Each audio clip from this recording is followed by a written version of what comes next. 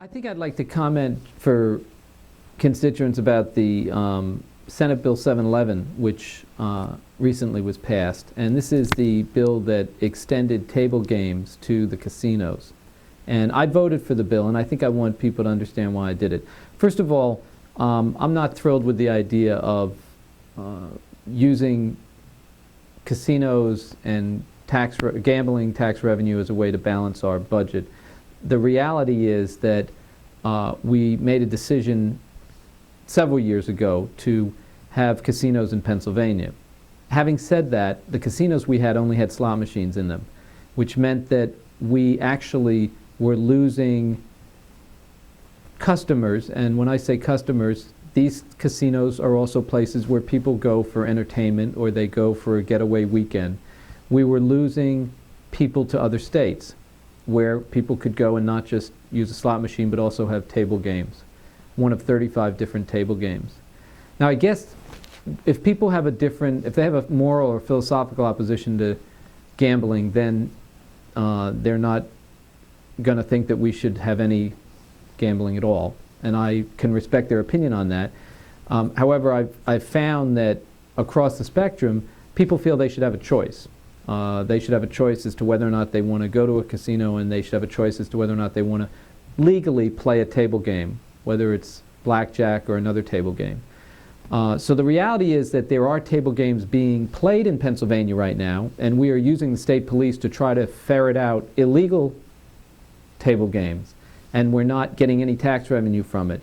And we're also losing people to other states, West Virginia and the other states that have table games. The question of whether or not there will be property tax reduction as a result of the bill has also come up. And while it's true that today no revenue will go to reduce property taxes, when the rainy day fund reaches $750 million, the deposits from the additional gaming legislation will go, the tax revenues will go to reduce property taxes. And there has been property tax reduction in Pennsylvania. To give you an example, about $3 billion in new tax revenue has come from the introduction of the slot machines. And most of that has been to senior citizens, and to senior citizens who have lower incomes than more well-to-do senior citizens. But the reason this budget cycle that we had to rely on the introduction of the table games is that we had a $3.2 billion deficit, and there was no acceptance to have an increase in the sales tax or have an increase in the personal income tax, and we were trying to find creative ways to raise the revenue. That $3.2 billion deficit came about because of the massive reduction in revenue from the recession that we are experiencing. People are not buying cars, people are not buying furniture or appliances, so the sales tax revenue is down. Personal income taxes are down because people are being laid off, and business taxes are down. And certainly we managed to cut state spending by almost $500 million. We spent, in the budget that was enacted, we spent $500 million less than we did the prior year. So we're doing our best to try to cut state spending.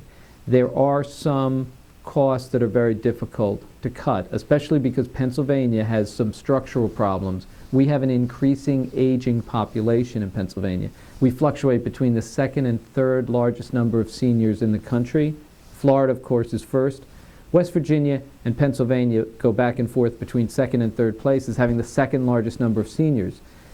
We don't tax certain types of pensions in Pennsylvania.